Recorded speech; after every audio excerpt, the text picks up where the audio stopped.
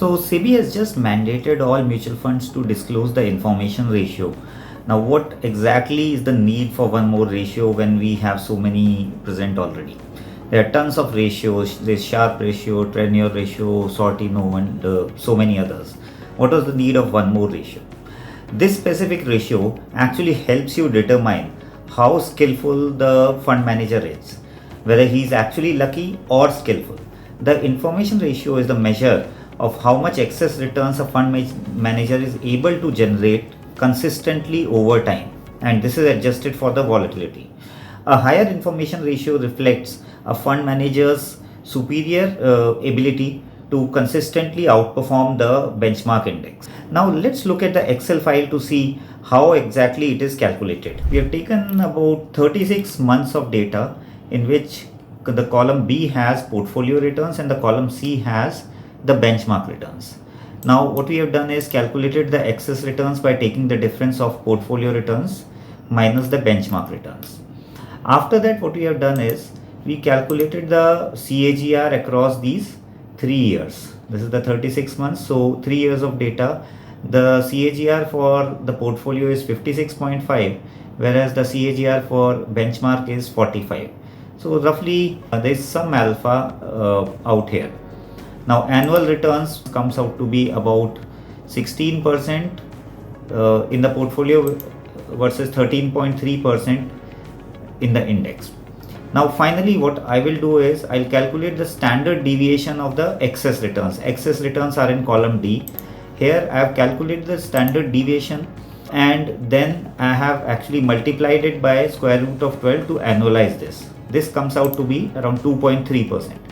Finally, what I do is calculate the information ratio by subtracting the benchmark returns from portfolio returns and dividing it by the standard deviation of excess returns, which is 2.3%. Now let's look at couple of scenarios. Now in this scenario 1, what we have done is we have taken the portfolio return of last 5 years of a fund to be 14%, whereas the benchmark has given in the same period, Nifty 50 has given 12%. Now if let's say the standard deviation of excess returns is 8%, in this specific case information ratio would be 14% minus 12% divided by 8%, which comes out to be 0.25. Now clearly in this case the information ratio is positive, so which means the fund manager has been able to outperform the benchmark on a risk adjusted basis. However, one more thing to see from this is for every 1% of the risk that fund manager is taking, he is able to generate 0.25% returns over the benchmark. It is okay, but still not that great. Now let's take another scenario in which the portfolio has returned minus 12% over the past 5 years, whereas the benchmark has given minus 6%. And let's say the standard deviation of excess returns in this case is about 10%. So in this case the information ratio would be minus 12% minus 6% divided by 10%, which is minus 0.6. So this means that for every 1% risk being taken, the fund is able to generate negative return of minus 0.6 over the benchmark. Clearly the fund has underperformed the benchmark and it's also taking excess risk, but still unable to beat the benchmark in this case, hence performing really poorly. Now let's take another scenario in which portfolio returns has been 15%, whereas the benchmark returns has been 12%. A good 3% outperformance, but the standard deviation of excess return has been just 2%. Now calculating the information ratio, which would be 15% minus 12% divided by 2%, which is 1.5. Now this means that for every 1% risk being taken by the fund manager, he has been able to outperform and generate additional returns of 1.5% over the benchmark. Now this means that the fund manager is making smart and efficient active bets that are generating consistent performance, because as you can see, a very low standard deviation in this case. The fund is not only beating the benchmark, but it's doing so in a very efficient and a consistent manner. Now take another scenario where a portfolio has returned about 8%, whereas the benchmark has given 12%, and the standard deviation of excess returns is 5% in this case. Now in this case the information ratio would be 8% minus 12% divided by 5%, which comes out to be minus 0.8. Now this means that for every 1% risk that the portfolio manager is taking, the fund has underperformed the benchmark by 0.8%. Clearly, a negative information ratio suggests that the fund manager has not been able to generate excess returns as compared to the benchmark despite taking more risk.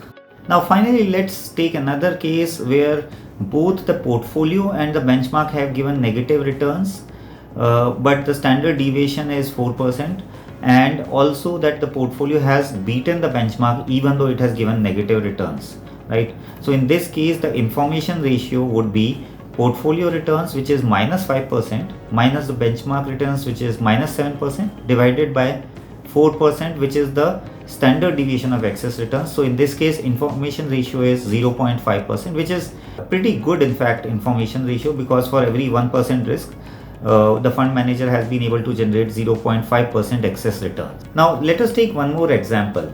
I have taken two portfolios, portfolio A and portfolio B.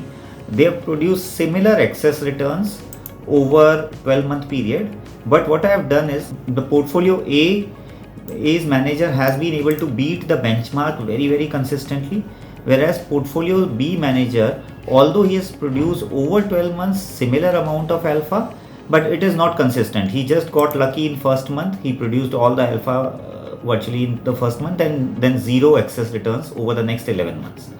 Now in these two cases, if we see, the excess returns are exactly the same, but then what we do is we see the standard deviation of excess returns. Now the standard deviation of excess returns is way higher in portfolio B, because that manager was just lucky once and rest of the months he was not able to produce the alpha consistently.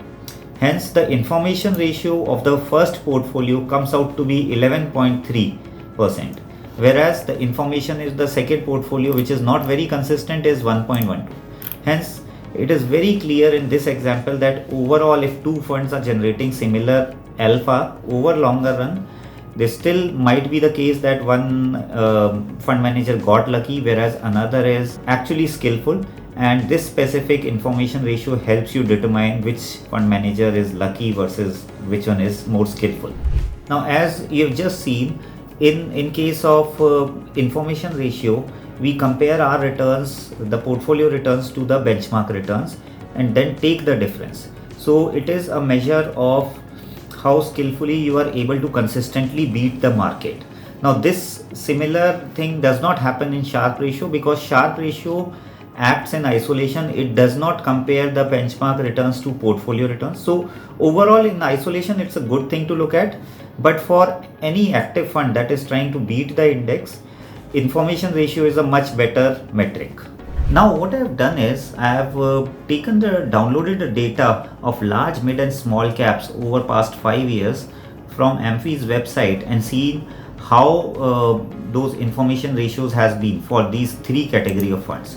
So let's look at large cap funds, where there are a lot of funds, almost 25 funds which have had a track record of 5+ years.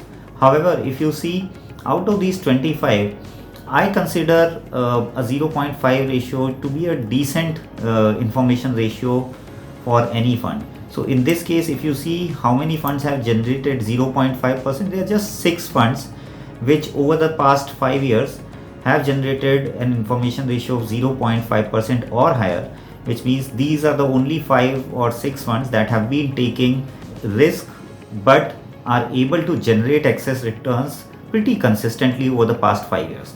Now let's look at the similar thing for mid-cap funds. In mid-cap funds, there are about again 25 funds which have a track record of 5 years, but the performance in mid-cap, although they have generated very good returns over past 5 years, beaten the benchmark also, but if you see, there are just 2 funds out of 25 funds which have generated a decent information ratio which is above 0.5%. Now finally, let's move on to the small cap funds, where there are about 22 funds overall which have a 5+ year of track record, and again here there are only 3 funds that have been able to generate an information ratio of 0.5% or higher. Now please do let me know in comments how did you find this specific video, and also do let me know if there are any other topics that you would like us to make video on.